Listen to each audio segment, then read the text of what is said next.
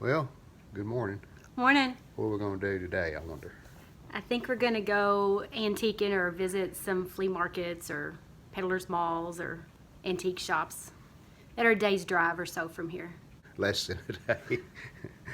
It's still early. Yeah, okay.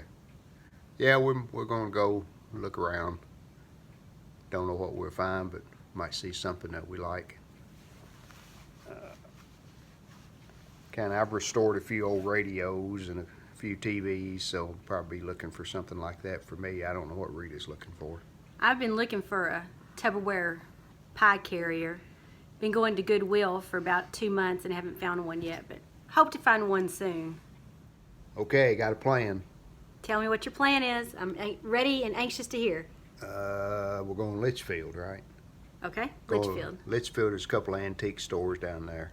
Well, it's a peddler's mall, and then there's an actual antique store too. So, and then once we get through there, we'll probably come back up to Glendale and go to a couple of them there.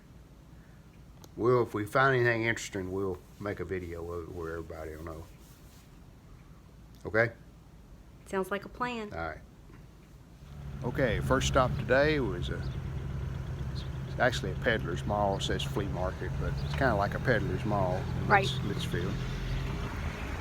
And I didn't find a whole lot of older stuff like we were looking for, but I did find this calculator. It's a Texas Instruments SR50A. It's a slide rule calculator, not worth a lot of money, but I bought it reasonable, so might make a buck or two on it. So on to the next one. This was our second stop today. Cooker Squire Antiques and Collectibles. Didn't take any video inside, but they have a lot of older furniture, glassware, things like that. But it was fun to look around. Okay, third stop today is here. We're at Glendale and just came out of the antique mall. Looked around in there for a while. Nothing grabbed us and made us buy it. So Nothing. we're going to go to a couple more antique malls and then we'll call it a day, I guess. Yep. Have to eat at home today. Or if I can convince him somewhere in town. All right. Check back later. Just came out of our latest stop. This is Benny's Barn. I guess it's Yes. still called that. That's what they called it when they first opened it. So a lot of interesting stuff, but nothing we had to have. Not today. Nope. This is our last stop of the day, Green Top Antiques and Collectibles. We're going to go in here and see if we can find something that we just can't do without. Okay? Okay, I'm ready. Here's a purchase we made while we were out going to antique stores. This is a Zenith 1940 AM shortwave radio. What struck me about this radio was it's in really decent shape. These radios use what's called a photo finish on this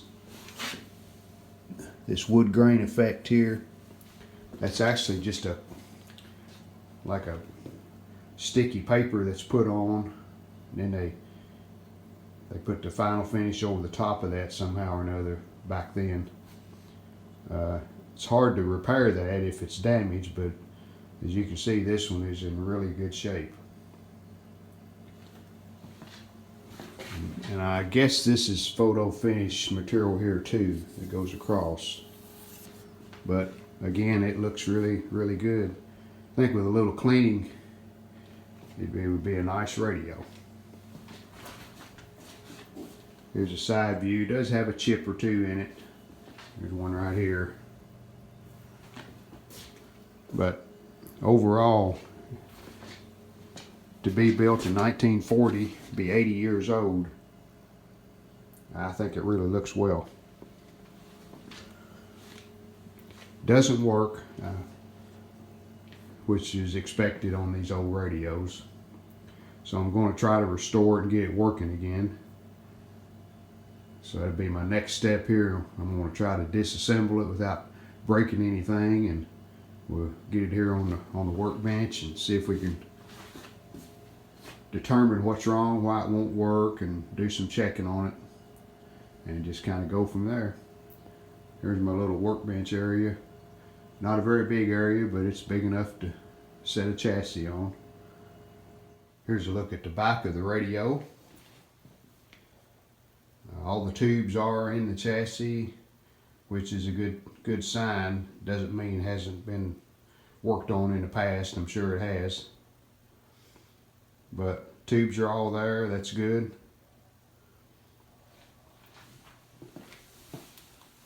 There's a speaker at the bottom there. And this is what's called the wave magnet antenna right here. You turn this for the best signal at your house. That looks to all be pretty original. I'm going to try to take this radio chassis out. That's a plug there, I'm pretty sure. And I know that's a plug. So hopefully we can just unplug the top part, take the screws out and get it out of there. And was able to get the two plugs unplugged here. This goes to the antenna. And this is a speaker plug, but so they're unplugged. Just need to go to the front and take off a couple of the trim pieces and the knobs, and then there's some screws under this chassis, and hopefully it'll come out.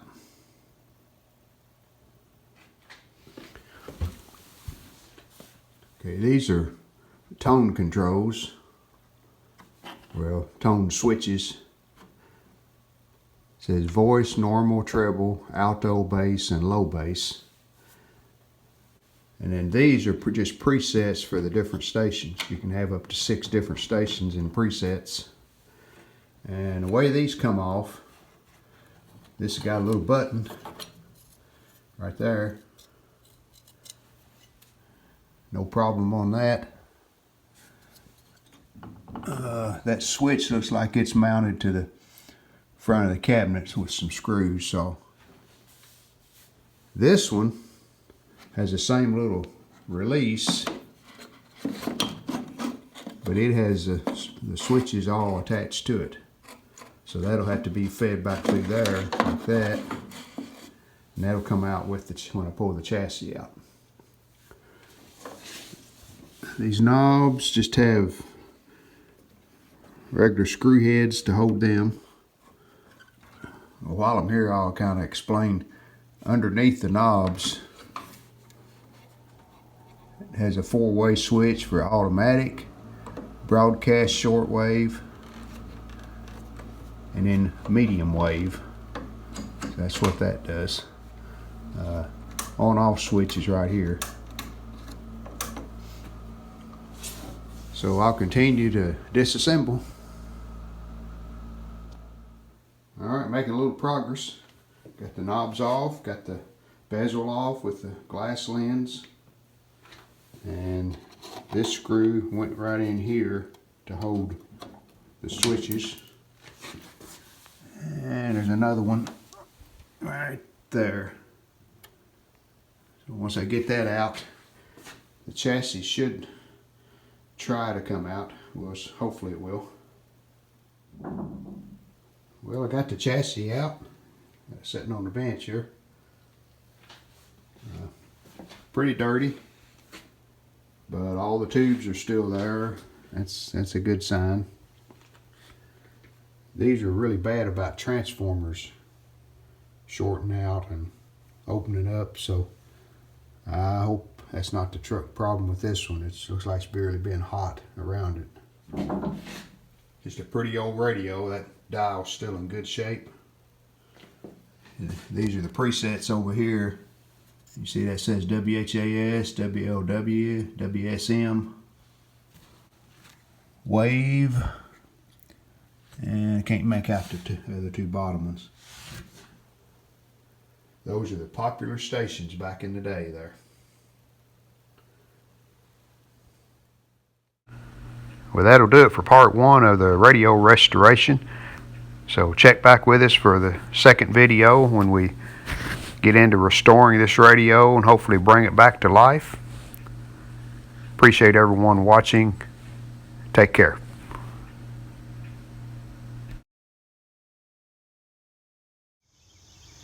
We hope you've enjoyed this video. If you did, hit the like button, and we'd love it if you would subscribe to our channel. Thanks.